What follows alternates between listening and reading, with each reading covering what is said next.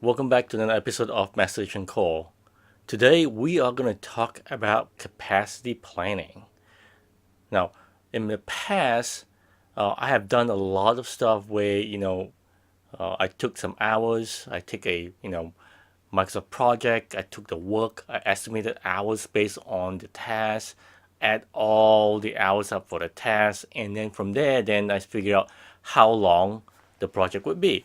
So it could be total up number of hours would be around maybe 6 months, for example. And then taking that, then it says, well, on average a person has 8 hours, and then I do my calculation of division, simple division, and get basically number of people that's needed or how long project will take. And the questions, well, if we do it faster, do we need more people and things like that? So you start playing with those numbers. Now what I found is that no matter what I do, the actual results is not always correct.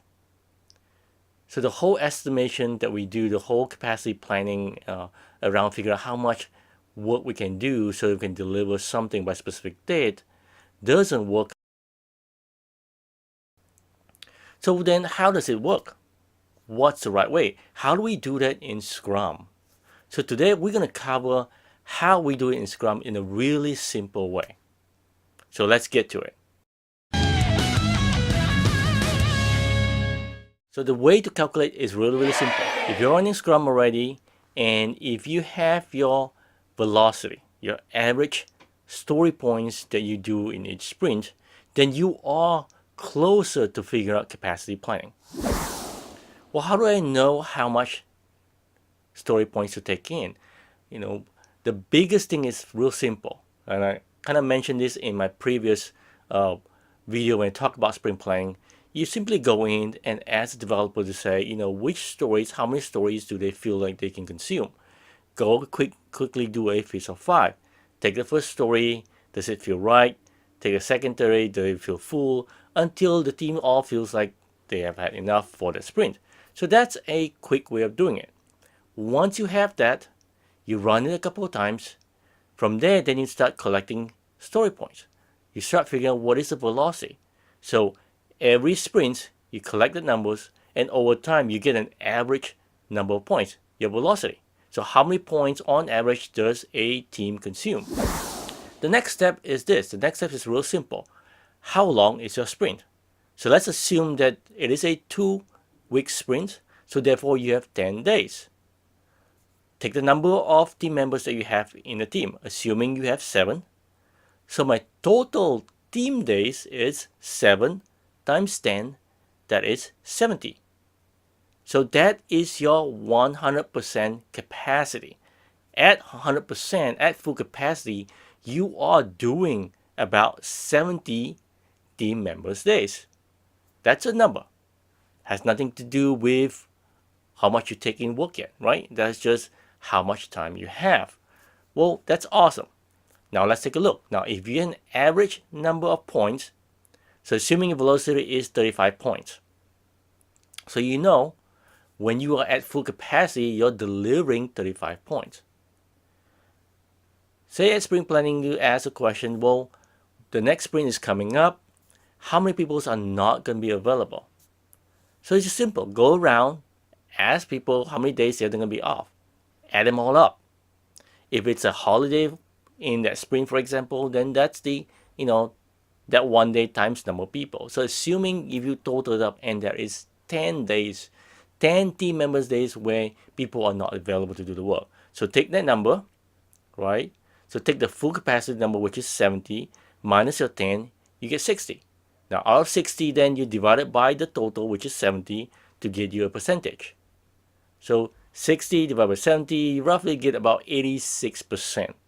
So take the 86% multiplied by 35. So then that number that you get is the number of story points for your team with the people that are not going to be there to do the work. So use that number. That is a guide. So what do you do with those numbers? Simple. Use it as a guide. When you start taking stories in, still do the same thing. You will do the same thing, ask the questions, first story, second story, bring it until everybody feel kind of full.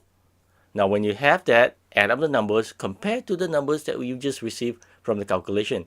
Is it about right? Now, if it's way off, then you should probably ask the question, team, did we consider that people are not going to be here? Did we consider that?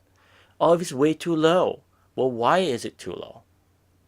Again, it's a guide. It's not meant to be a rule and says, hey, you absolutely cannot go above that. That's not the case. It's a guide. Now, the numbers itself is a forecast. One way of using that numbers is to use the capacity planning numbers for your sprint planning. The other way is if you're doing PI planning, right? For example, doing PI planning, you know that, you have number stories in your backlog. And usually I would say you maybe have about 3 backlogs worth of stories that already been pointed. Now you can take that, put out the next 6 sprints, for example, and those days, and people can just forecast for each sprint how many days people are going to be off. Use the same formula, calculate that. That should give you a guide into how many stories will fall into which sprint, right? So take the first couple of ones according to the order that is provided by the product owner, place it into the sprint that is closest to you, and then keep on going. And from that, then you can roughly get an idea of what work and when things can be delivered. Now this is done together with the team. What I found that with the input, with the feedback from the team, we tend to get pretty accurate in terms of when we know when things can be delivered. One of the questions I constantly get when we talk about capacity planning is that people often want to get down to the hours. Well, we need absolutely know each hours of the developers. There are 8 hours per day and you start doing that. Well, you don't have to. Because guess what? If I know my velocity, right? My velocity tells me on average number of points that the team can deliver. That itself has already considered what that day looks like for the team. They could be doing 6 hours actual programming. They could be doing 5 hours. They could be dealing with interruption and things like that, which is real data, which is historical data that you can use. So it doesn't matter for me to go figure out what's my actual hours down in the future, because I guess what, I don't know. So for me to use velocity points, the historical data, is actually a much better and much more accurate way of forecasting into the future. So hopefully this helps. Hopefully this story pointing is easy enough for you to follow. And that's it.